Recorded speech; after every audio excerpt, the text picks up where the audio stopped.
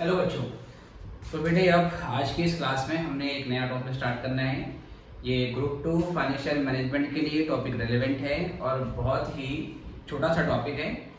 मान के चलिए कि अराउंड 5 नंबर में 6 नंबर में इसका क्वेश्चन आने का चांस रहता है। ठीक है, चैप्टर का नाम है बच्चों लीवरेज। तो पहले बेसिकली इसकी जो थ्योरी है उसके बारे में हम बात करेंगे और फिर जो कुछ पास्ट एग्जाम में इस चैप्टर के क्वेश्चन आए हैं वो क्वेश्चन भी मैं आपको सॉल्व करके दिखाऊंगा। इसके इंस्टीट्यूट के मॉड्यूल के जितने क्वेश्चन हैं वो सारे आप लोग अपने आप सॉल्व करने हैं, लेकिन मैं कुछ क्वेश्चन स्कैनर से लेके आज की क्लास में करवा दूंगा। तो सबसे पहले बेटा जो लीवरेज शब्द है, इस लीवरेज शब्द का बेसिक मतलब क्या होता है? देखो, फाइनेंशियल मैनेजमेंट में जब भी हम लीवरेज के बारे में बात करेंगे तो लीवरेज का मतलब होता है रिस्क, है ना। लीवरेज का सिंपल भाषा में क्या मतलब है? रिस्क है। हिंदी में क्या बोला जाएगा इसको? जोखिम। और रिस्क के बारे में आप जानते हैं कि रिस्क एक तरीके से टू साइडेड सॉर्ड होती है, या बोल सकते हैं कि दो साइड से या दो तरीके की इसमें बातें होती हैं। इसमें आपको प्रॉफिट भी हो सकता है और इसमें आपको लॉस भी हो सकता है। तो रिस्क में दोनों चीज़ें होती हैं, या तो आपको हाई रिटर्न मिलता है या आपको बहुत ही ज़्यादा लो रिटर्न मिलेगा। तो ऐसा ही कुछ रिस्क एक कंपनी फेस करती है जब कंपनी अपनी कुछ फिक्स कॉस्ट इनकर करती है। हर कंपनी की कुछ ना कुछ फिक्स कॉस्ट होती हैं जो सेल्स के ऊपर डिपेंडेंट नहीं होती हैं। चाहे सेल्स हो चाहे सेल्स ना हो, उसको फिक्स कॉस्ट हर साल इनकर करनी होती है। ये फिक्स कॉस्ट फर्म के लिए एक रिस्क होती है। इस फिक्स कॉस्ट की वजह से कई बार फर्म को सब्सटेंशियल बेनिफिट मिलता है। इस फिक्स कॉस्ट की वजह से कंपनी को कई बार बहुत ज़्यादा बेनिफिट मिलता है और इसी फिक्स कॉस्ट की वजह से कई बार फर्म को बहुत ज़्यादा नुकसान भी उठाना पड़ता है। अब आपने बोला सर फिक्स कॉस्ट इनकर करने से बेनिफिट क्या होगा? वही हमने इस चैप्टर में डिस्कस करना है। ठीक है, तो इस चैप्टर में हमने बेसिकली ये एनालाइज करना है कि कोई फर्म जब भी बेटे मैं चैप्टर में फर्म बोलूँगा, आप फर्म का मतलब समझना किसके बारे में बात कर रहे हैं। We are talking about company, हम कंपनी के बारे में बात कर रहे हैं, राइट सर। तो इस चैप्टर में हमें ये सीखना है कि जब भी कोई फर्म फिक्स कॉस्ट इनकर करती है और उस कंपनी की सेल्स फ्लक्चुएट होती है, तो कंपनी की सेल्स फ्लक्चुएट होने से उसके प्रॉफिट पे क्या इम्पैक्ट पड़ेगा और फिर उसके अर्निंग पर शेयर पर क्या इम्पैक्ट पड़ेगा। तो फिक्स कॉस्ट किस तरीके से एक कंपनी के ईबीआईटी को, मतलब कंपनी के नेट प्रॉफिट को, और किस तरीके से ईपीएस को अफेक्ट करती है, वही हमने इस चैप्टर में सीखना है।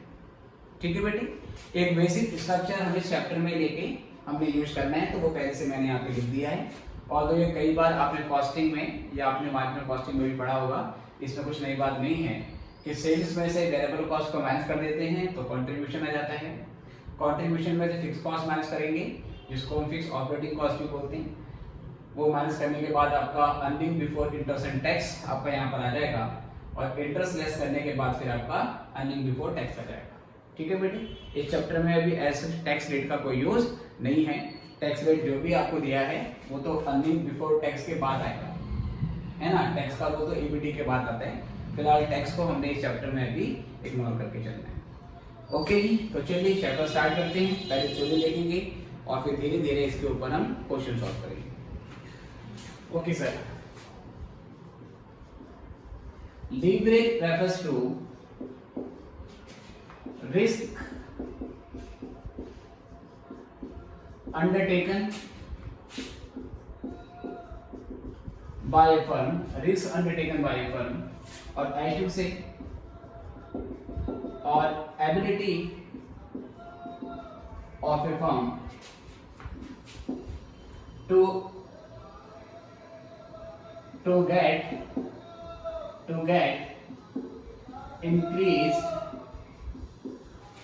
increased, or I should say substantial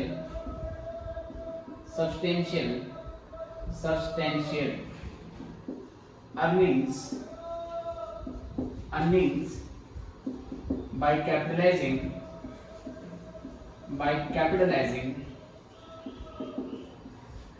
or by gaining on, or I should say, or by gaining on its fix cost.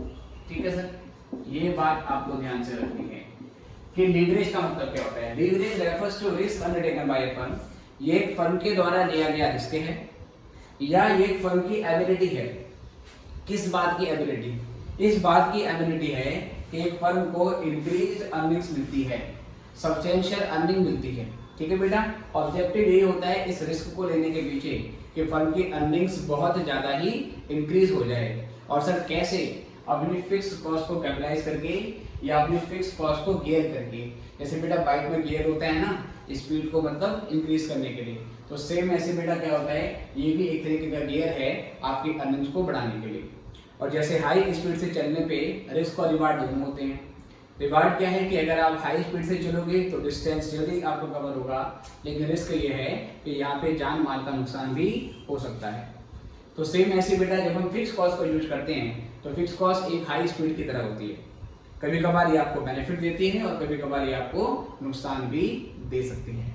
तो फिक्स कॉस्ट को हम कैपिटलाइज करके या फिक्स कॉस्ट के ऊपर खेल के हम अपनी अर्निंग्स को इंक्रीज करने की कोशिश करते हैं, और इसी चीज को, इसी रिस्क को हम लीवरेज के बाद से कहते हैं, हम लीवरेज बोलते हैं। तो जब बेटा हम फिक्स कॉस्ट के बारे में बात करेंगे तो फिक्स कॉस्ट दो तरीके की होती है। एक इसमें होती है बेटा फिक्स ऑपरेटिंग कॉस्ट। ठीक है सर, इसमें एक आपकी होती है fix operating cost. Fix operating cost का मतलब क्या हो गया सर? आपकी फैक्ट्री का रेंट हो गया, rent of factory and office building. आपकी फैक्ट्री ऑफिस बिल्डिंग का जो भी रेंट है वो आपको यहाँ पे ले लेना है।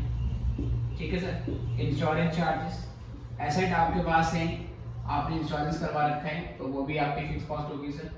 उसके अलावा बेटा सैलरी ऑफ परमानेंट स्टाफ, आपके कुछ स्टाफ परमानेंट होते हैं जिसको मंथली बेसिस पे पैसे मिलते हैं, उसको पर डे के बेसिस पे पैसा नहीं मिल रहा है आपका, तो ये सब आपकी फिक्स ऑपरेटिंग कॉस्ट होती है। ठीक है सर, उसके बाद कौन सी होती है sir? Non fixed non operating cost, और दूसरी होती है बेटा फिक्स्ड नॉन ऑपरेटिंग कॉस्ट। ऐसी कॉस्ट जो आपकी फिक्स कॉस्ट है बट वो ऑपरेटिंग कॉस्ट नहीं है सर। इसमें कौन सी होती है सर? दैट इज, इसमें हम फाइनेंशियल चार्जेस के बारे में बात कर रहे हैं। फाइनेंशियल चार्जेस नेमली इंटरेस्ट, जिसको आप इंटरेस्ट के नाम से जानते हो। तो इंटरेस्ट भी आपकी एक तरीके की फिक्स कॉस्ट होती है। अगर आपने डेब्ट इशू किया हुआ है या आपने बोरो किया हुआ है बैंक से, तो आपको उसके ऊपर इंटरेस्ट देना पड़ता है, और इंटरेस्ट भी एक फिक्स कॉस्ट होती है। सेल्स बढ़ने घटने से आपके इंटरेस्ट के बटन के ऊपर किसी तरीके का कोई इम्पैक्ट नहीं आता है। ओके प्यारे बच्चों, ये जो फिक्स ऑपरेटिंग कॉस्ट है, फिक्स ऑपरेटिंग कॉस्ट जो है, इसकी वजह से हम जो रिस्क लेते हैं, या फिक्स ऑपरेटिंग कॉस्ट की वजह से जो रिस्क अराइज होता है, फिक्स ऑपरेटिंग कॉस्ट की वजह से जो लीवरेज अराइज होता है, उसको बोला जाता है क्या? Operating leverage. ठीक है सर, तो ध्यान रखना है यहाँ पर fix operating cost, fix operating cost gives birth to financial leverage. ठीक है सर, ये फाइनेंशियल लीवरेज को बर्थ देती है, ये फाइनेंशियल लीवरेज को जन्म देती है। जो फिक्स ऑपरेटिंग कॉस्ट है उसकी वजह से जो रिस्क अराइज होता है उसको हम, सॉरी फाइनेंशियल लीवरेज नहीं, I should correct my self, it is actually operating leverage. Okay sir, यहाँ पर ऑपरेटिंग लीवरेज के बारे में बात होगी। ओके बेटा, मैंने करेक्ट कर लिया है। फिक्स ऑपरेटिंग कॉस्ट की वजह से जो रिस्क अराइज होगा उसको हम ऑपरेटिंग लीवरेज बोलते हैं। ओके सर, एक बार फिर से देखेंगे, फिक्स ऑपरेटिंग कॉस्ट की वजह से जो रिस्क लेंगे, फिक्स ऑपरेटिंग कॉस्ट की वजह से जो लीवरेज अराइज होगा उसको ऑपरेटिंग लीवरेज बोला जाएगा। और यहाँ पर क्या है बेटा? यहाँ पर क्या है कि fixed non operating cost, fixed non operating cost gives birth to, और ये किसको देंगे सर? ये आपको बात करेंगे हम फाइनेंशियल लीवरेज को, gives birth to financial leverage, ये फाइनेंशियल लीवरेज को जन्म देगी। ओके सर, तो इसके बारे में बात करेंगे हम, इसका पहले लिख लीजिए और फिर यहाँ से हम आगे बढ़ेंगे।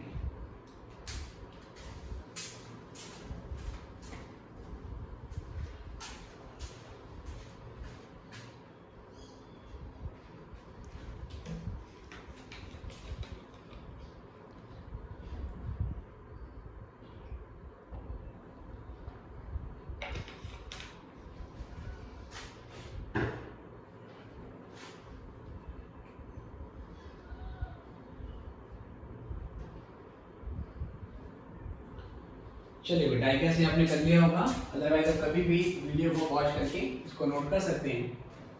तो यहाँ से मैं आगे बढ़ूंगा और एक एग्जांपल लेके चलते हैं कि ये दोनों लेवरेज किस तरीके से निकाले जाते हैं। चलिए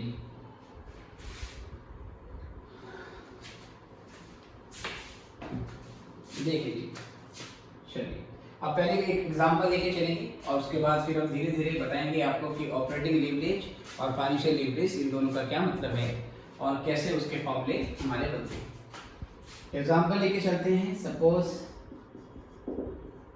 मान लीजिए एक कंपनी है एक्स लिमिटेड, ठीक है, जिसके पास इक्विटी है। सपोज मान लीजिए कहता है कि इक्विटी है आई शुड से 1 लाख की ऑफ रुपीज 10 इंच। इसका मतलब जो नंबर ऑफ शेयर्स हो गए बेटा हमारे, वो नंबर ऑफ शेयर्स हमारे हो गए हैं 1 lakh by 10 which is rupees 10,000। और इससे बेटा डेप्ट दिया हुआ है, डेप्ट एट 8%, इसका 50,000 का डेप्ट भी है। वेरिएबल कॉस्ट सपोज मान लीजिए इसकी ये बेटे 80%, 80% है सेल्स की, ठीक है सर। 80% आपकी सेल्स की यहाँ पर हमने बोल दिया कि यहाँ पर आपकी आती है। और जो फिक्स ऑपरेटिंग कॉस्ट है, जो फिक्स ऑपरेटिंग कॉस्ट है बेटा, सपोज वो आई शुड से 1 लाख की है, 1 लाख की इसकी फिक्स ऑपरेटिंग कॉस्ट है।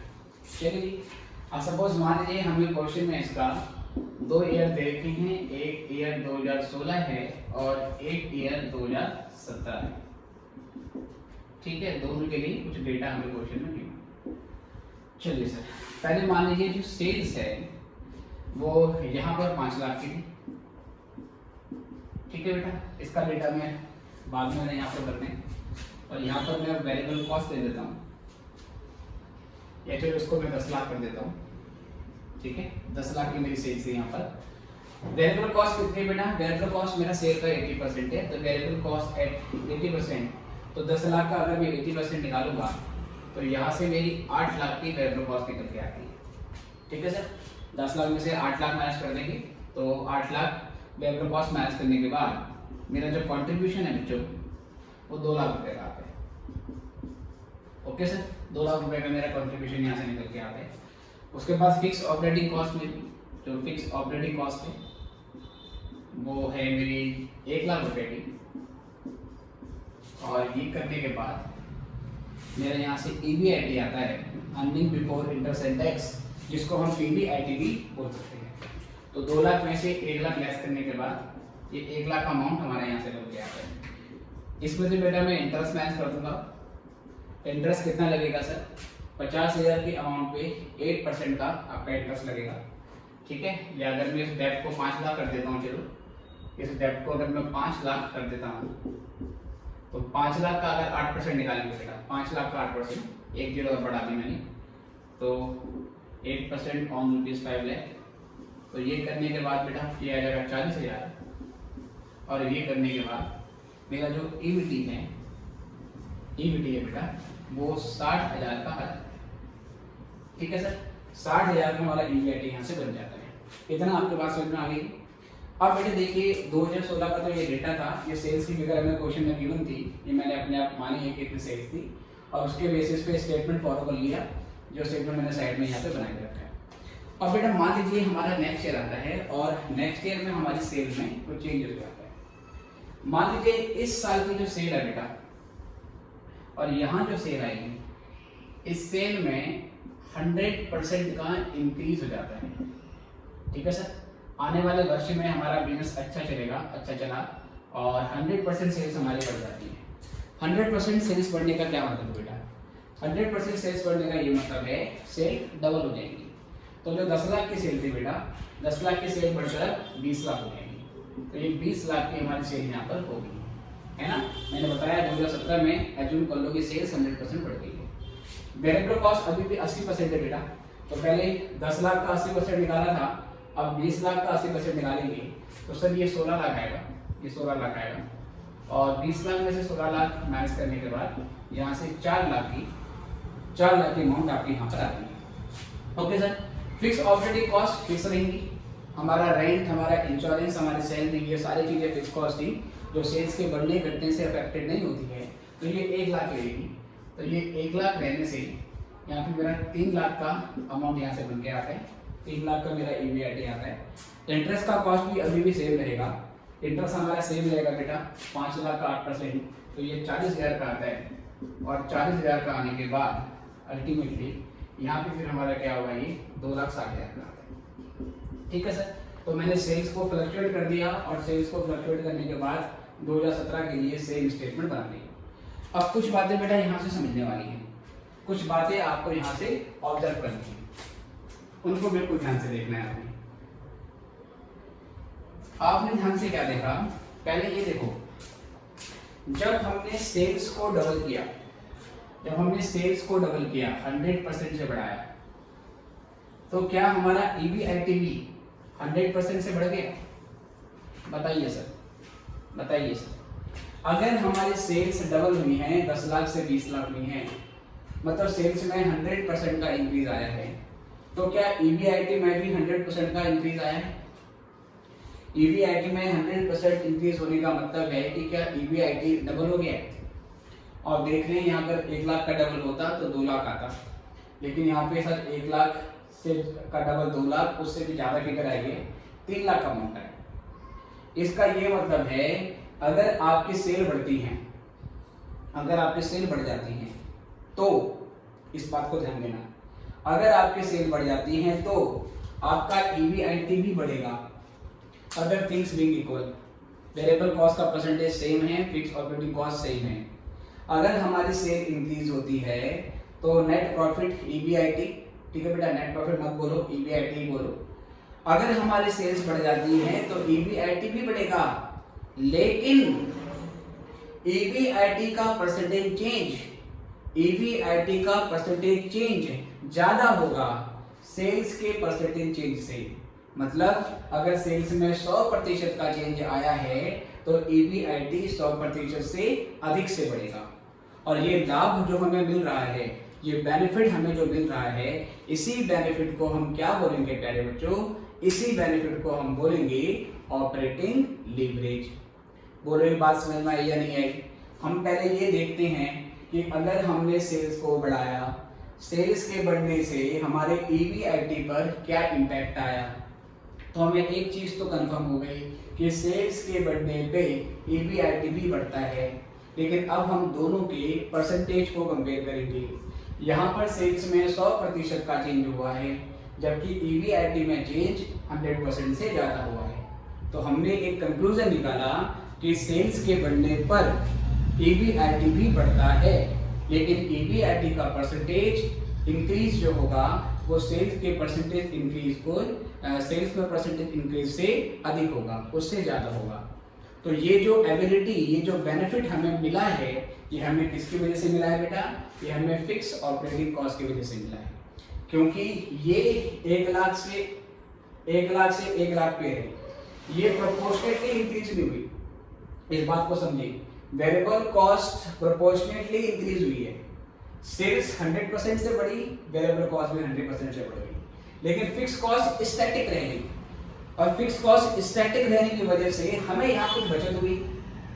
बोलो हाँ ना, ये 1 लाख से 2 लाख नहीं हुआ ना, कितना बचा? ये 1 लाख ही हुआ, तो यहाँ हमें कुछ बचत हुई।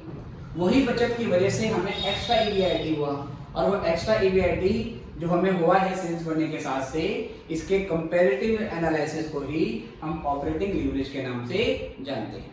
ठीक है, तो पहले मैं आपको ऑपरेटिंग लीवरेज को डिफाइन कर देता हूं और फिर बताऊंगा कि किस तरीके से इसको निकाला जाए। ओके सर, तो यहां से हमारा पहले टॉपिक आता है, वो आता है ऑपरेटिंग लीवरेज का। Operating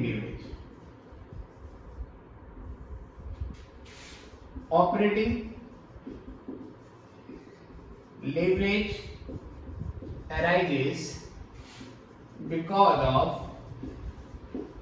fixed operating cost operating leverage fix operating cost की वजह से अराइज होता है। Operating leverage arises because of fix operating cost. It refers to ratio of percent change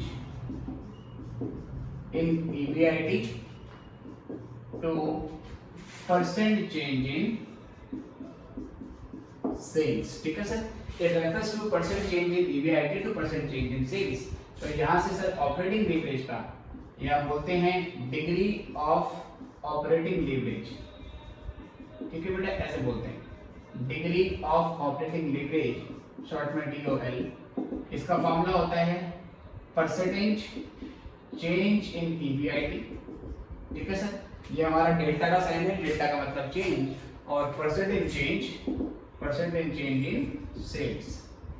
okay sir, ये इस तरीके से। Okay sir, percentage change in EBIT divide by percentage change in sales. जैसे कि बेटा अगर मैं यही एग्जांपल लेके चलूं तो पहले मैं परसेंट चेंज इन EBIT निकालूंगा। इसका क्या फॉर्मूला होगा, EBIT में चेंज कितने का हुआ है, उसके बाद इनिशियल EBIT कितना था, है ना, इनिशियल EBIT कितना था और 100 से ये तो बेटा कोई फॉर्मूला नहीं है ना। किसी भी चीज के चेंज को परसेंटेज में कन्वर्ट करने के लिए यही तो फॉर्मूला होता है। जैसे आपकी सैलरी 10 लाख से बढ़ के 12 लाख हो गई है, मैं ये जानना चाहता हूँ कितना प्रतिशत बढ़ गई, तो आप पहले ऊपर तो 2 लाख लिखोगे जो चेंज हुआ है, नीचे क्या लिखोगे, पहले कितना था 10 लाख था, तो 2 लाख बाय 10 लाख इंटू 100 20%। तो ये तो कोई फॉर्मूला ही नहीं है। इसे ये मत कहना है कि सर इसका ये फॉर्मूला होता है कि याद करने बैठो उसको, नहीं, लॉजिक लगाओ। किसी भी चीज की परसेंटेज निकालनी हो तो फॉर्मूला होता है चेंज अपॉन में इनिशियल मल्टीप्लाइड बाय 100। ये बेसिक चीज है बिल्कुल। चलो सर, तो परसेंट चेंज EBIT बेटा 1 लाख से 3 लाख हुआ है, 1 लाख से 3 लाख हुआ है, तो यहाँ कितना चेंज हुआ है, यहाँ पर 2 लाख का चेंज हो गया है सर, 2 लाख का चेंज हो गया है। और इनिशियल EBIT कितना था बेटा, पहले कितना था, इनिशियल EBIT बेटा आपका 1 लाख था, तो ये हो जाएगा आपका 1 लाख, ठीक है सर, इंटू 100। तो यहाँ से सर आपका ये 200% आ गया। फिर यहाँ से हम परसेंटेज चेंज इन सेल्स निकालेंगे। अब से परसेंटेज चेंज इन सेल्स कैसे निकलेगा सर, फॉर्मूला बनाओ उसका। क्या फॉर्मूला बनेगा, सेल्स में चेंज कितना हुआ डिवाइड बाय इनिशियल सेल कितनी थी मल्टीप्लाइड बाय 100।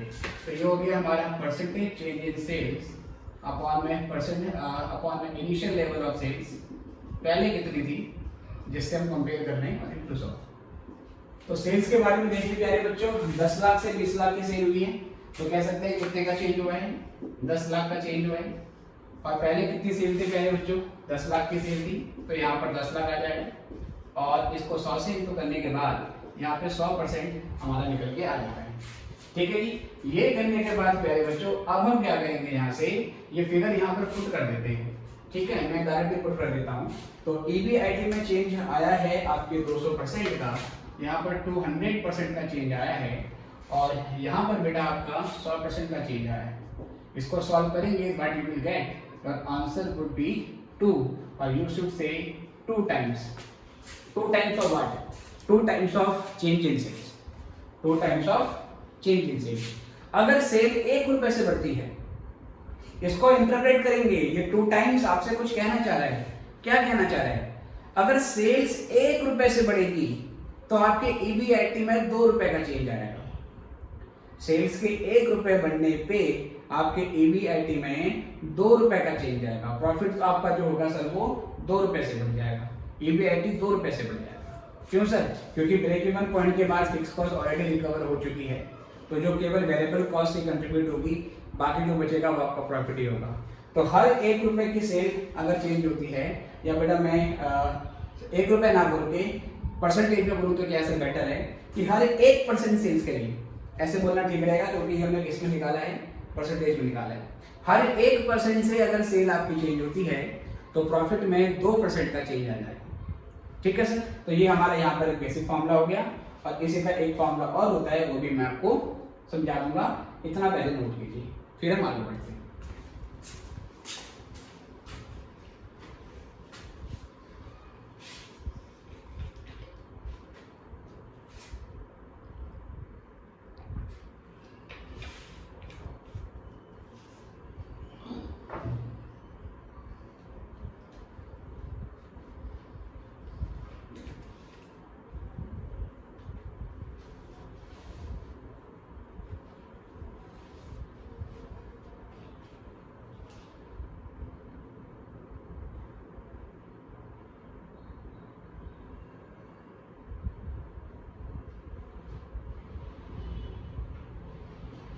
चलिए जी बच्चों, आई गेस आपने कर लिया होगा, तो यहाँ से आगे बढ़ेंगे हम। अब ऑपरेटिंग लेवरेज का बेटा एक फॉर्मूला यहाँ से और देखना है। ये बेसिक फॉर्मूला है, ठीक है। बेसिक फॉर्मूला क्या रहेगा? Percent change in EBIT divide by percent change in sale. और इसी का बेटा और फॉर्मूला क्या है देखेंगे ध्यान से।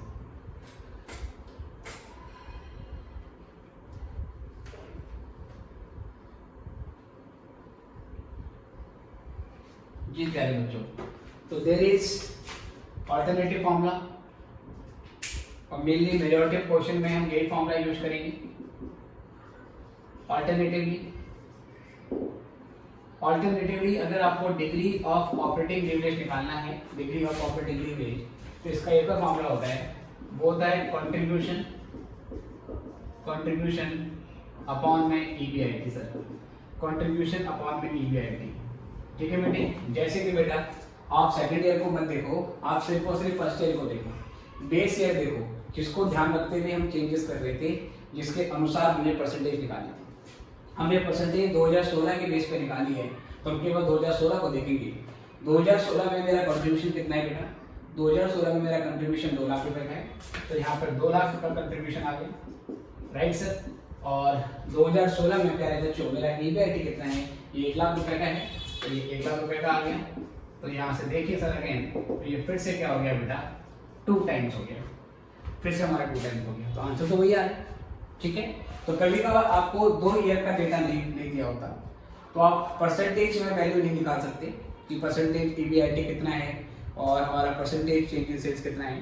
केवल 1 ईयर का डेटा होगा और you are required to calculate degree of operating leverage. तो ये फॉर्मूला आपका लग जाएगा। इंटरप्रिटेशन से वही है कि जितना भी सेल्स में चेंज होता है बेटा, 1 मिनट, हाँ समझ लुकिंग एट द डोर, हाँ जी।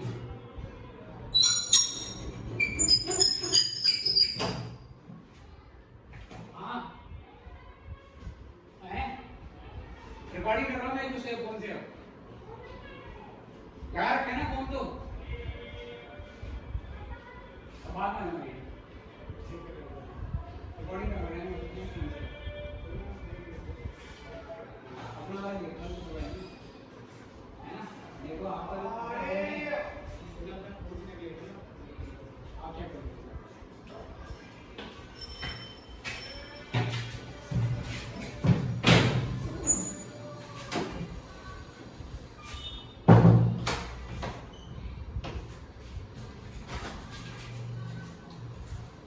ये बच्चों चलिए देखते हैं आगे। तो 2 लाख रुपए का कंट्रीब्यूशन यहाँ पे हुआ और ईबीआईटी 1 लाख रुपए का बेटा, तो 2 टाइम्स यहाँ से आपकी वैल्यू निकल के आ जाती है, ठीक है जी। तो मैं ये बता रहा था कि अगर सेल्स में 1 रुपए का चेंज भी आता है तो ईबीआईटी में 2 रुपए का चेंज होगा। तो बेटा फॉर्मूले में ऊपर कंट्रीब्यूशन आया है और ईबीआईटी नीचे 2 आया है, लेकिन आप इसकी जो इंटरप्रिटेशन करोगे, ये 2 टाइम्स की जो इंटरप्रिटेशन करोगे, वो इंटरप्रिटेशन ओरिजिनल फॉर्मूले के अनुसार ही करोगे, ये आपको ध्यान में रखना है। और ओरिजिनल फॉर्मूला क्या था? Percent change in EBIT divide by percent change in sales. इसलिए इंटरप्रिटेशन करने के लिए ओरिजिनल फॉर्मूला ध्यान में रखना जरूरी है। तो 2 टाइम्स कहने का मतलब है जितना भी सेल्स में चेंज होगा उसका 2 गुना आपका ईबीआईटी में चेंज हो जाएगा। बोलो है ना, ठीक है बेटे। तो ये हमारी बात होगी है सर किसकी? ऑपरेटिंग लीवरेज की। और कुछ बातें यहाँ से हम और निकाल के देखते हैं, ठीक है। डी और आंसर तो यहाँ से बात करेंगे हम, तो यहाँ से बात करते हैं, फिर उसके बाद देखेंगे कंट्रीब्यूशन अपॉन में ईबीआईटी और कुछ चीजें और बेटा यहाँ से मैं लेके चलता हूँ। हमें ये पता है, ठीक है बेटा, ये चीजों को आपको ध्यान रखना है। ये जो कंट्रीब्यूशन है इसको मैं फिक्स कॉस्ट प्लस ईबीआईटी भी लिख सकता हूँ, ठीक है सर। बोलो हाँ ना। ये जो कंट्रीब्यूशन है, पहले चलो पूरा फॉर्मूला लिख देता हूँ मैं, DOL equal to contribution upon में ईबीआईटी। और आपने मार्जिनल कॉस्टिंग में ये चीज पढ़ी है, इसको मैं साइड में कहीं पे लिख देता हूँ। मार्जिनल कॉस्टिंग में आपने ये पढ़ा है कि अगर हम कंट्रीब्यूशन में से फिक्स कॉस्ट को माइनस कर देते हैं, तो कंट्रीब्यूशन में से फिक्स कॉस्ट को माइनस करने के बाद क्या आ जाएगा बेटा? हमारा प्रॉफिट आ जाता है। Contribution minus fix cost equal to profit. तो यहाँ से कंट्रीब्यूशन क्या बन जाएगा? फिर कंट्रीब्यूशन बन जाएगा फिक्स कॉस्ट प्लस प्रॉफिट। और जब भी मैं प्रॉफिट बोलूंगा तो प्रॉफिट का मतलब बेटा ईबीआईटी से, प्रॉफिट मतलब ईबीआईटी। तो मैं कंट्रीब्यूशन को लिख सकता हूँ fix cost plus EBIT, fix cost plus EBIT, और उसके बाद फिर बेटा यहाँ से ये ईबीआईटी हमारा ऐसे रहेगा, और इसको अगर मैं सेपरेट कर दूँ फिक्स कॉस्ट अपॉन में ईबीआईटी, फिक्स कॉस्ट अपॉन में ईबीआईटी, और प्लस उसके बाद ईबीआईटी अपॉन में ईबीआईटी, राइट। जब ईबीआईटी अपॉन में ईबीआईटी होगा तो ये क्या बन जाएगा बेटा, ये मेरा 1 बन जाएगा। तो मैंने डिग्री ऑफ ऑपरेटिंग लीवरेज के फॉर्मूले को इस तरीके से सिंप्लीफाई कर दिया। यहाँ से मुझे क्या मालूम चल रहा है, ध्यान से समझिए। यहाँ से ये मालूम चल रहा है कि अगर एक फर्म की फिक्स कॉस्ट है ही नहीं, मान लीजिए बेटा किसी फर्म की अगर फिक्स कॉस्ट है ही नहीं, फिक्स कॉस्ट 0 है, तो इस सिचुएशन में ये वाला हिस्सा 0 हो जाएगा, राइट। ये वाला हिस्सा 0 हो जाएगा, बचेगा क्या 1। तो उस सिचुएशन में डिग्री ऑफ ऑपरेटिंग लीवरेज 1 के इक्वल होगा। DOL 1 के इक्वल होने का मतलब है अगर सेल्स में 1 रुपए का चेंज आता है तो आपके प्रॉफिट में भी 1 रुपए का ही चेंज आएगा, है ना, या 1% का चेंज आएगा सेल्स में तो प्रॉफिट में भी 1% का ही चेंज आएगा। तो यहाँ तो चेंज इक्वल हो गया। क्यों चेंज इक्वल हो गया, क्योंकि फिक्स कॉस्ट ही नहीं है। इसलिए मैंने ऑपरेटिंग लीवरेज में लिखा था कि ऑपरेटिंग लीवरेज फिक्स कॉस्ट की वजह से अराइज होता है। अगर फिक्स कॉस्ट है तो ये हिस्से की कुछ वैल्यू आएगी, चाहे डेसिमल में वैल्यू आएगी पर कुछ वैल्यू आएगी, और वो वैल्यू ही आपकी क्या होगी सर, ऑपरेटिंग लीवरेज होगी। वही आपकी एबिलिटी होगी कि सेल्स को बढ़ाने से आप किस प्रकार ईबीआईटी में मैग्नीफाइंग इंक्रीज ला सकते हैं, ठीक है। तो DOL सिर्फ और सिर्फ फिक्स कॉस्ट की वजह से अराइज होता है। बोलो है ना सर, ठीक है सर। जिस तरीके से अब सर मैंने बताया था लेवरेज रिस्क होता है, और रिस्क दोनों चीजें हो सकती हैं, रिस्क अच्छी चीज भी हो सकती है और रिस्क आपकी बुरी चीज भी हो सकती है ना। तो अब बेटा हम इस बात को कैसे समझिए, जिस तरह सेल्स के बढ़ने से ईबीआईटी में कई गुना इंक्रीज हो गया, सेल्स अगर इंक्रीज हुआ तो सेल्स की तुलना में ईबीआईटी में बहुत ज्यादा रेट से इंक्रीज हो गया। उसी का उल्टा अगर सेल्स घट जाती, अगर सेल्स को मैं 10 लाख से 5 लाख पे ले आता, मतलब 50% से घटा देता, तो सेल्स के घटने पर ईबीआईटी भी घटता, लेकिन ईबीआईटी के घटने का रेट ज्यादा हो जाता सेल्स के घटने के रेट से, इसलिए रिस्क बोला गया है। तो रिस्क का मतलब दोनों चीजें हैं, बढ़ाओगे तो ईबीआईटी तेजी से बढ़ेगा, अगर सेल्स को बढ़ाओगे तो ईबीआईटी तेजी से बढ़ेगा, लेकिन अगर सेल्स घटेगी तो फिर ईबीआईटी भी बहुत तेजी से घटेगा, और ये भी हो सकता है कि आपको प्रॉफिट के बदले लॉस होने लगे, ठीक है सर। ये सारी बातें हैं हमारी ऑपरेटिंग लीवरेज के बारे में। आई होप ये पॉइंट आपको क्लियर हो गया है। ये रिलेशन बहुत इंपॉर्टेंट है। फिक्स कॉस्ट है तो DOL आएगा, अगर फिक्स कॉस्ट 0 है तो ये हिस्सा 0 हो गया, फिर वो 1 ही रह जाएगा। बोलिए हाँ या ना, क्लियर है बेटा, लिख लीजिए, और फिर मैं इसी को बेस मानते हुए फाइनेंशियल लीवरेज को एक्सप्लेन करूँगा।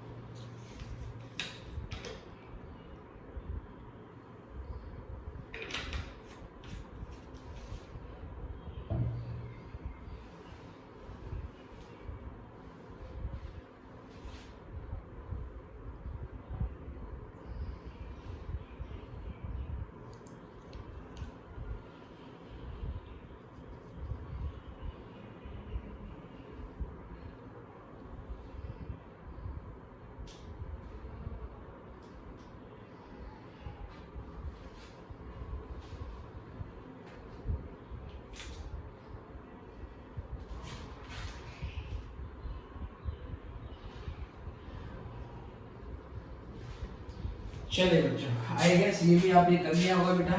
तो यहाँ से हम आगे बढ़ेंगे अगले लीवरेज की ओर। तो यहाँ पे ईबीटी यहाँ पे निकाल दिया था, ठीक है सर। ये तो हमारा बेस रहेगा ही, इसी को बेस मानते हुए मैं आगे बढ़ रहा हूँ, और इसको मिटा रहे बेटा।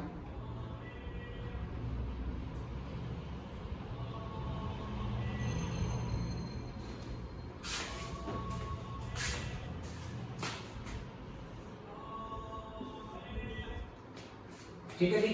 अब बेटा इसमें एक चीज और कर लेते हैं, पहले ईपीएस निकाल लेते हैं। एज्यूमिंग हमारे पास कोई टैक्सेस नहीं है, हमारे पास किस तरीके का टैक्स नहीं है, ईपीएस निकालेंगे। और ईपीएस का फॉर्मूला क्या होता है आपका, अर्निंग्स अवेलेबल टू इक्विटी, कितनी अर्निंग्स इक्विटी के लिए अवेलेबल है divide by number of share. तो सिंपली मैं यहाँ पे क्या कर रहा हूँ, जो ये 60,000 का हमारा ईक्विटी आया, इसको नंबर ऑफ शेयर से डिवाइड कर दूंगा। नंबर ऑफ शेयर मैंने यहाँ से निकाले थे।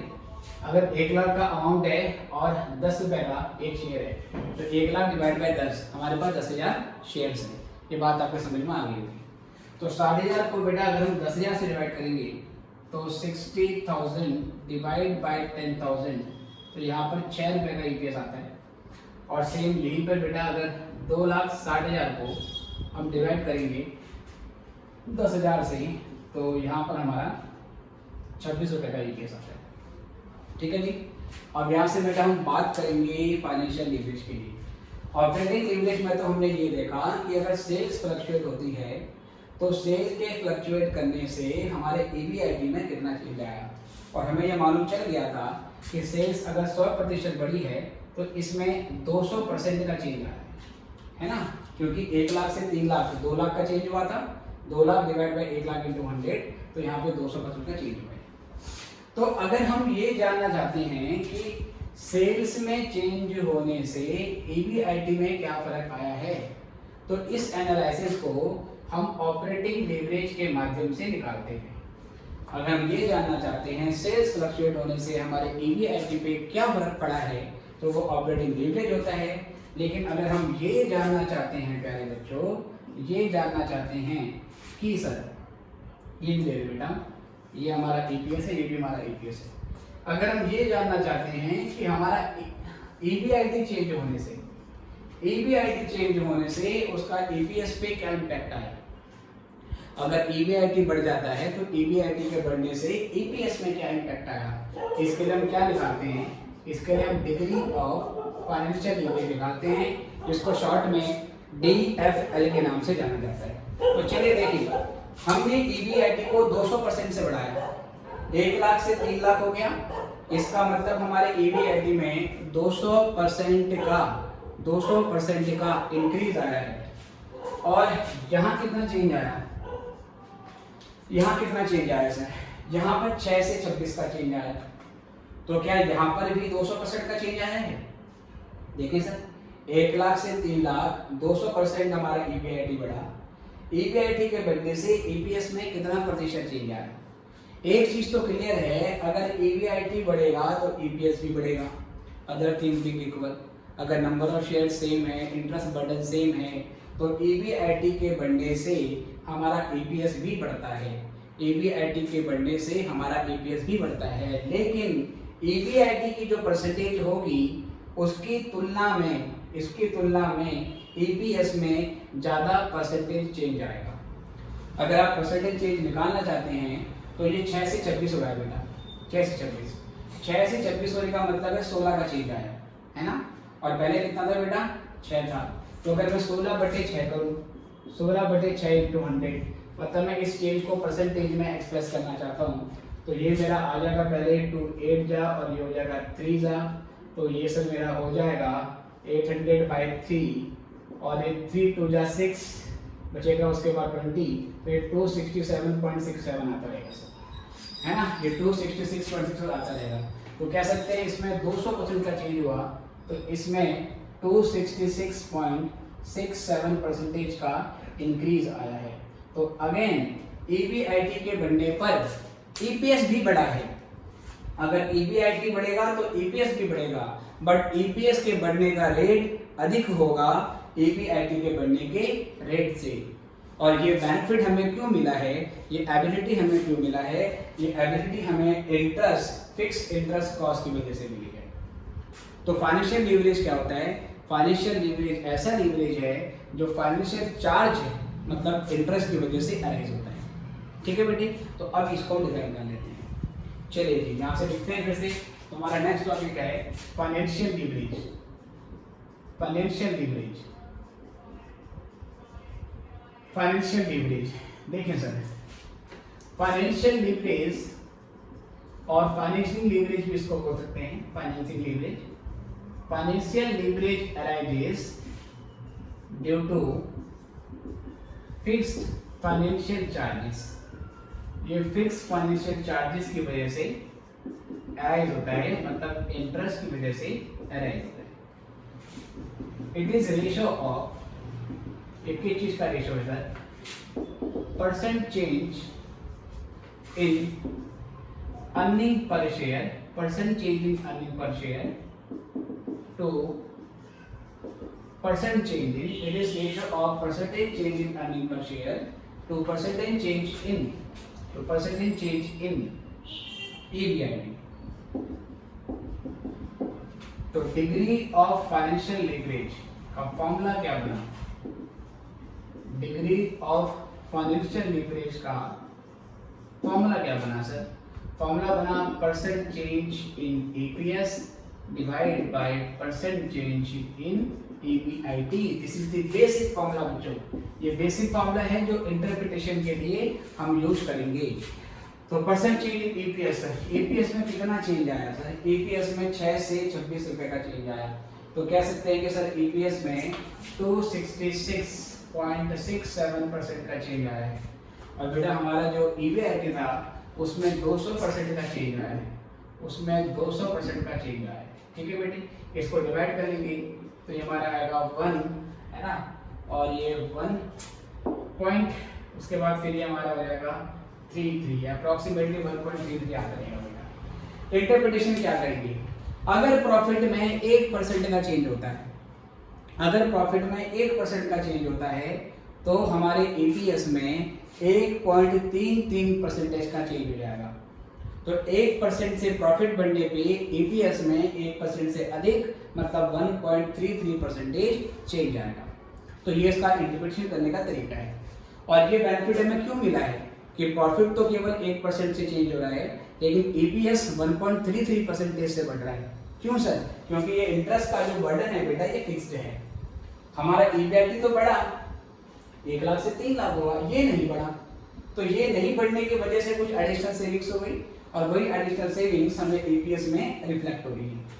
अगर ये प्रोपोर्शनेटली बढ़ा होता, अगर ये 40,000 से सपोज ये 200% बढ़ा है और ये भी 200% ही बढ़ा होता, फिर EPS में कोई चेंज आपको नहीं दिखता। EPS आपका स्टैटिक रहता, मतलब परसेंटेज चेंज EPS में उतना ही होता जितना कि हमारा EBIT में चेंज होगा। लेकिन यहाँ पर क्योंकि हमारा इंटरेस्ट का बर्डन सेम है, और इसलिए हमें यहाँ पर एडिशनल सेविंग्स मिली है, जो कि आपको इंक्रीज EPS के रूप में दिख रही है। तो जहां ऑपरेटिंग लीवरेज फिक्स कॉस्ट की वजह से अराइज होता है, ऑपरेटिंग लीवरेज फिक्स कॉस्ट की वजह से अराइज होता है, फाइनेंशियल लीवरेज इंटरेस्ट बर्डन की वजह से अराइज होता है। ठीक है बेटी, इसी को निकालने का एक दूसरा फॉर्मूला भी है ऑल्टरनेटिवली, इसी को निकालने का एक दूसरा फॉर्मूला भी है। अब वो दूसरा फॉर्मूला क्या है? अगर आपको डिग्री ऑफ फाइनेंशियल लीवरेज निकालना है तो आप EBIT लेंगे अपॉन में EBT लेंगे। ठीक है बेटा, EBIT अपॉन में EBT ये आपको बेस ईयर के लिए लेना है। EBIT अपॉन में EBT ये आपको बेस ईयर के लिए लेना है। बेस ईयर क्या है बेटा? बेस ईयर आपको फर्स्ट ईयर है, जिसके रेफरेंस में हम परसेंटेज चेंज को निकालते हैं। तो यहाँ पर EBIT बेटा 1 लाख रुपए का है, यहाँ पर EBIT आपका 1 लाख रुपए का है, और यहाँ पर बेटा EBT आपका 60,000 रुपए का है। और जब आप इसको डिवाइड करेंगे सर 1 लाख बाई 60,000, तो ये 10/6 हो जाएगा, मतलब 5/3 हो जाएगा। और 5/3 को अगर हम निकालते हैं तो ये आपका कितना आना चाहिए सर? ये 1 लाख बाई 60,000, तो 3 बन जा, है ना, 3 बन जा और 2, तो बेटा ये 6 आ रहा है। तो आई गेस मैंने यहाँ कैलकुलेशन में कुछ मिस्टेक करी है बेटे, इसकी परसेंटेज हम निकाल देते हैं। 260 तो था, हाँ सही है, और उसमें 200% का चेंज आया है, तो 2 बन जा, 2 3 जा, 2 3 जा, इट इज़ 1.33। तो EBIT मेरा 1 लाख हुआ, और ये 1 लाख मैंने 40-60,000 हुआ, 10/6 5/3, तो ये मेरा 1.33 आना चाहिए बेटा। ये क्यों आ रहा है? Let me calculate value using calculator, बाकी आप लोग यहाँ पे चेक करो EPS में क्या चेंज आया है। मैंने EPS गलत तो नहीं निकाला था, 60,000 है और डिवाइड बाय 10,000 है, तो 6 रुपये का आ जाएगा। यहाँ पे फिर ये 10 लाख, 2 लाख, 4 लाख, 4 में से 1 गया, 3 लाख, ये सही था बिल्कुल, 3 लाख में से 40 गया, 260, और 260 को 10 से डिवाइड करूँगा तो 26। ओके बेटे 6 से 26 बेटा ये 20 का चेंज आएगा, सॉरी माय मिस्टेक। जब हम 6 से 26 करेंगे तो ये बेटा 20 का चेंज है, ठीक है। लास्ट 10 मिनट से शायद आप परेशान हो होंगे। 6 से 26 करेंगे 20 से चेंज आएगा, 20 बटा 6 इंटू 100 तो बेटा ये 10 बटा 3 हो गया, इनफैक्ट 1000 बटा 3 हो गया ये, तो ये 33.33 आएगा बेटा, सॉरी माय मिस्टेक। 333.33 आ रहा है ये, प्लीज इसको ठीक कर लीजिए। I am sorry for my silly mistake. ये 333.33% आएगा, जिस वजह से यहाँ पर भी ये 333, ठीक है बेटा। देखा ना गलती पकड़ में आगे सर, जैसे मैं ऑल्टरनेटिव फॉर्मूला अप्लाई किया वो सेम नहीं आया तो मैं समझ गया समथिंग इज रॉन्ग। तो 333.33 बाय 200%, इसको 100 आप डिवाइड करोगे तो बेटा ये 1.67 आएगा अप्रॉक्सीमेटली, हाँ। और यहाँ पे भी हमारे 1.67 आ रहा है। चलिए सर, तो please forgive me for my that calculation mistake. कई बच्चे ये परेशान होंगे कि यार 6 से 26 का सर नहीं 16 कैसे लिखते हैं। 20 का चेंज आया, 20 का चेंज आया और पहले 6 था, डिवाइड बाय 6 इंटू 100 तो ये आ गया। चलिए अब एक बार फिर से देखेंगे बेटा। तो फाइनेंशियल लीवरेज क्या होता है? Financial leverage arises due to fix financial charges, जो फिक्स फाइनेंशियल चार्ज की वजह से अराइज होता है। It is ratio of percentage change in EPS to percent change in EBIT. ये बताता है कि अगर हमारा ईबीआईटी चेंज होगा तो ईबीआईटी में चेंज होने से ईपीएस में कैसा चेंज आता है। बेसिक फॉर्मूला है percentage in EPS divide by percentage in EBIT. और यहाँ पर क्या करेंगे बेटा, ऑल्टरनेटिवली ईबीआईटी अपॉन में ईबीटी, तो यहाँ से सेम आ जाएगा। तो 1.67% नहीं 1.67 टाइम्स बोलेंगे इसको। 1 रुपए से 1% से हमारा ईबीआईटी बढ़ता है, तो हमारे ईपीएस में 1.67% का इंक्रीज आ जाएगा। और ये बेनिफिट हमें क्यों मिला है? फिक्स इंटरेस्ट चार्ज की वजह से। इसको नोट करेंगे और इसके बाद एक चीज आपको और समझनी है, ठीक है बेटा। पहले ये लिख लीजिए, फिर एक छोटी सी बात और।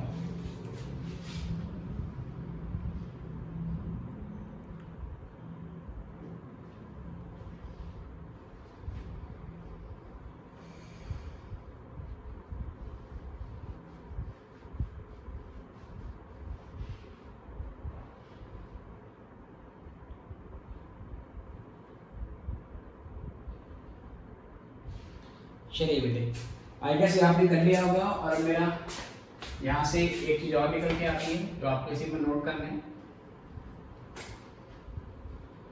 तो मैंने आपको एक फॉर्मूला बताया ईबीआईटी अपॉन ईबीटी, ये फॉर्मूला है हमारा, ठीक है। और इसी में ही बेटा हम आगे बढ़ते हैं। चलिए सर, नोट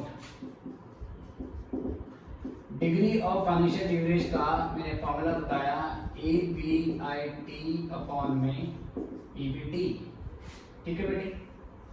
और ये बात आपको समझ में आनी चाहिए कि अगर मैं ईबीआईटी में से, ये मेरा ईबीआईटी है, उसमें से इंटरेस्ट माइनस कर देता हूँ, ईबीआईटी में से इंटरेस्ट माइनस कर देता हूँ तो मेरा ईबीटी बन जाता है। तो अल्टीमेटली यहाँ से ये चीज और बन के आती है कि मैं ईबीआईटी को यहीं पे रखूँ और ये इंटरेस्ट मान जाके प्लस हो जाएगा। तो EBT plus interest, EBT plus interest, ये चीज यहाँ से बन के आती है। अगर ये चीज मैं यहाँ पे सब्स्टिट्यूट कर दूँ सर, तो डिग्री ऑफ फाइनेंशियल लीवरेज क्या बनेगी? इस ईबीआईटी के बदले में इसकी वैल्यू लिख रहा हूँ और ये वैल्यू है ईबीटी प्लस इंटरेस्ट, और अपॉन में सर ये इंटरेस्ट ऐसे ही रहेगा।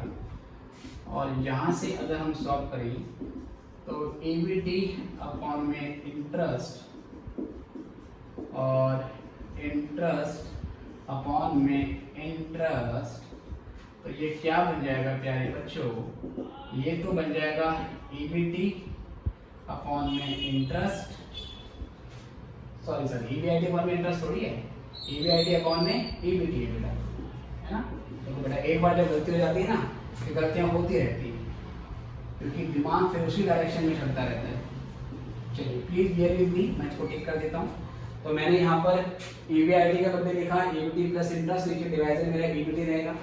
अब ये ईबीटी बाय ईबीटी बेटा ये तो 1 हो गया, और ये मेरा इंटरेस्ट बाय ईबीटी हो गया। ये डीएफएल आया सर। ये फॉर्मूला भी आपको क्या कहना चाह रहे हैं सर? ये फॉर्मूला कहना चाह रहा है कि अगर इंटरेस्ट का बर्डन होता ही नहीं, अगर कोई फर्म, अगर कोई कंपनी ऑल इक्विटी फर्म है, जीरो डेब्ट कंपनी है, तो उसका इंटरेस्ट तो होता ही नहीं। अगर इंटरेस्ट जीरो होगा तो ये वाला हिस्सा जीरो हो जाएगा। इसका मतलब DFL 1 आपका आ जाएगा। DFL 1 आने का मतलब है कि उस स्पीड से, जिस परसेंटेज से EBIT में चेंज होगा, उसी परसेंटेज से आपके EPS में भी चेंज होगा। ये तो मतलब है सर। लेकिन अगर हम इंटरेस्ट कॉस्ट बियर करते हैं तो ये वैल्यू कुछ पॉजिटिव रहती है। EBIT में मान के चल रहा हूँ कि बेटा अभी हमारा पॉजिटिव है, हम लॉसेस में नहीं है, तो ये positive value when added to 1 becomes 1 plus something, तो वो 1 प्लस कुछ बन जाएगी, लाइक वो 1.03 या 1.3 या 1.4 बन जाएगी। तो हमारा DFL अराइज हो रहा है सिर्फ और सिर्फ इंटरेस्ट बर्डन की वजह से। बोलो हाँ या ना सर? Okay sir. तो जैसे DOL फिक्स ऑपरेटिंग कॉस्ट की वजह से अराइज होता है, DFL इंटरेस्ट बर्डन की वजह से अराइज होता है। और जैसे EBIT के बढ़ने पर EPS बढ़ा और अधिक स्पीड से बढ़ा। इसी का उल्टा भी हमेशा सच है कि अगर EBIT घटता तो EBIT के घटने से EPS भी घटता, लेकिन EPS के घटने की गति, EPS के घटने की स्पीड ज्यादा होगी EBIT की घटने की स्पीड से। तो EBIT में बढ़ जाना, EBIT में अपवर्ड स्विंग हो जाना, अपवर्ड इंक्रीज हो जाना is a good message for EPS। वो EPS के लिए अच्छा मैसेज होता है। लेकिन अगर EBIT डाउनवर्ड मूव कर रहा है, अगर EBIT नीचे जा रहा है, तो EPS जो है सर वो डरने लगेगा। उसे पता है कि अब मुझ में भी डिक्रीज आने वाला है और वो कई ज़्यादा स्पीड से डिक्रीज आ जाएगा। बोलिए हाँ यहाँ। आई गेस आपको ऑपरेटिंग लीवरेज और फाइनेंशियल लीवरेज का जो कॉन्सेप्ट है वो समझ में आ गया है। इसको मिटा देंगे और एक लीवरेज अभी और है, हम उसके बारे में बात करेंगे।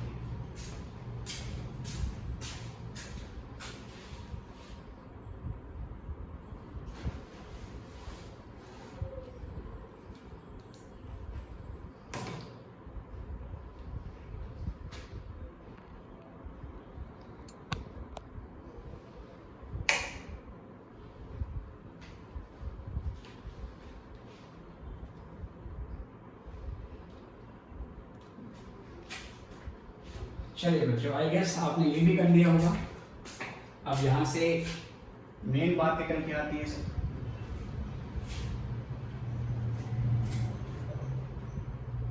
चलिए जी,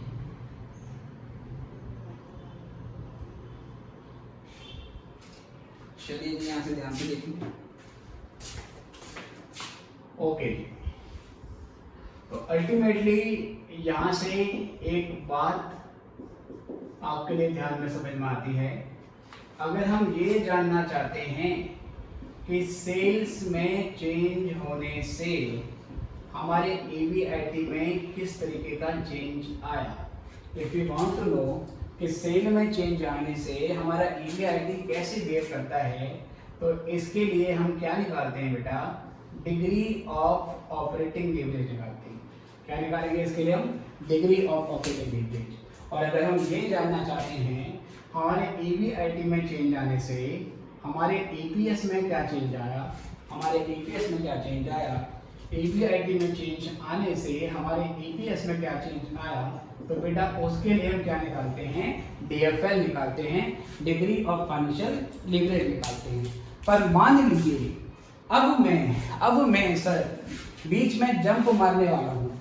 जंप मारने का मतलब ये है, मैं ये जानना चाहता हूँ कि मेरी सेल्स में चेंज आएगा तो EPS में क्या चेंज आएगा। डायरेक्टली सर, अगर मैं ये जानना चाहता हूँ कि मेरी सेल्स में चेंज आने से मेरे EPS में क्या चेंज आएगा, अगर मैं ये निकालना चाहता हूँ बेटा, तो इसके लिए हम निकालते हैं डिग्री ऑफ कंबाइंड लीवरेज। इसके लिए क्या निकालेंगे सर?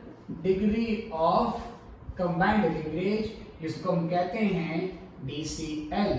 तो आपसे अगर पूछे कि भाई DOL क्या है, तो आप बोलोगे DOL इस बात को रीड करता है या इस बात को स्टडी करता है कि कैसे सेल्स में चेंज होने से EBIT में चेंज आया है। इसका फॉर्मूला बन जाता है percent change in EBIT divide by percent change in sale. अगर आपसे पूछिए डीएफएल क्या है तो आप बताओगे डीएफएल स्टडी करता है कि ईबीआईटी में चेंज होने से ईपीएस में कैसे चेंज आता है, और डीएफएल का फॉर्मूला होता है percent change in EPS upon में परसेंट चेंज इन ईबीआईटी।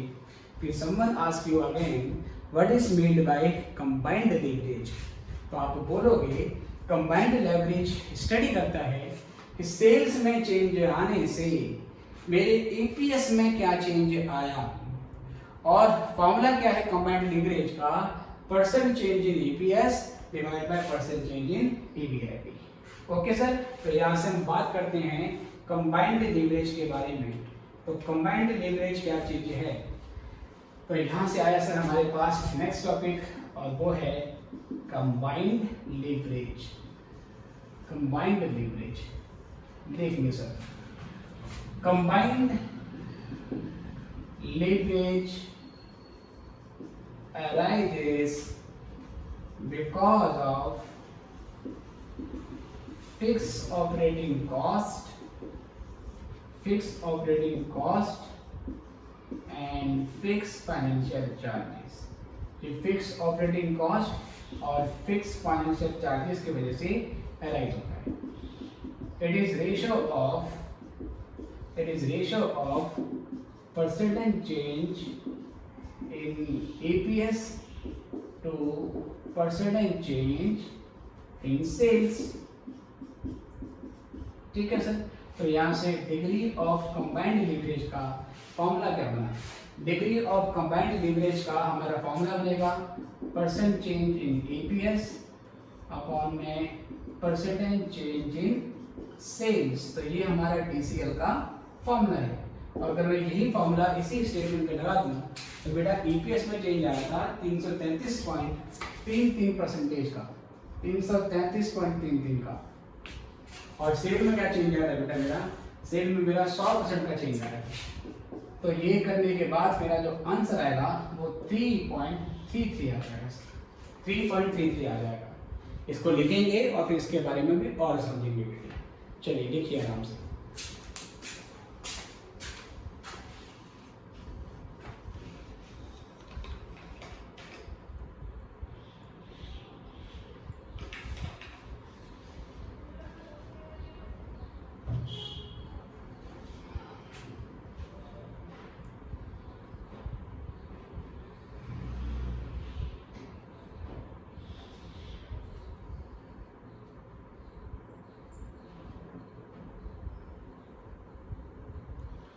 चलिए जी बेटा, गैस आपने कर लिया होगा, अदरवाइज वीडियो को पॉज करके आप इसको नोट कर सकते हैं।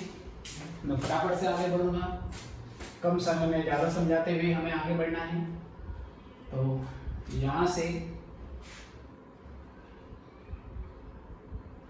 अगर हम देखें प्यारे बच्चों, तो यहाँ से एक और फॉर्मूला और आता है आपका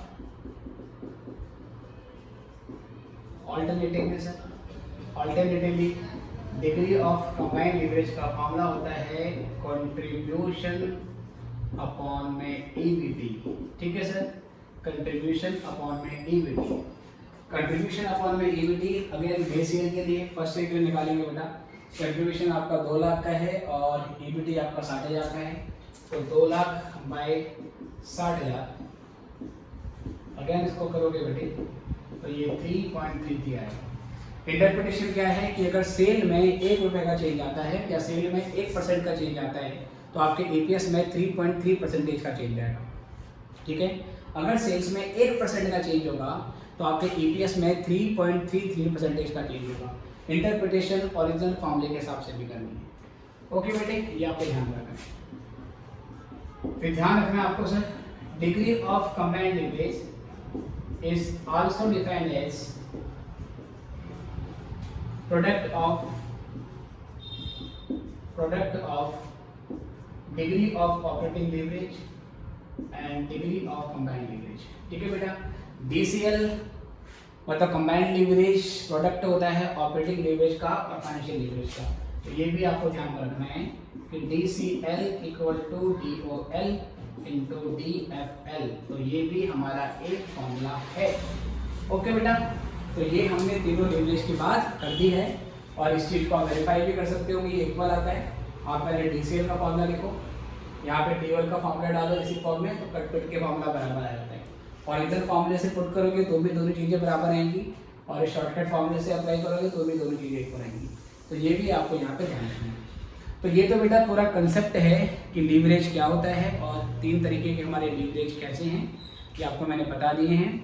अब अगली क्लास में मैं क्या करूँगा, स्कैनर से कुछ क्वेश्चन उठाऊँगा, अप्रॉक्सीमेटली 4-5 या देखेंगे थोड़ा ज़्यादा पॉसिबल होते हैं तो, और वो क्वेश्चन सॉल्व करने के बाद हमारा चैप्टर खत्म हो जाएगा, ये वाला लीवरेज का टॉपिक खत्म हो जाएगा, और मॉड्यूल के क्वेश्चन आसान हैं वो सारे आपने अपने आप कर लेंगे। ठीक है, अभी के लिए इतना ही, फिर मिलेंगे आपसे नेक्स्ट क्लास में। Good bye.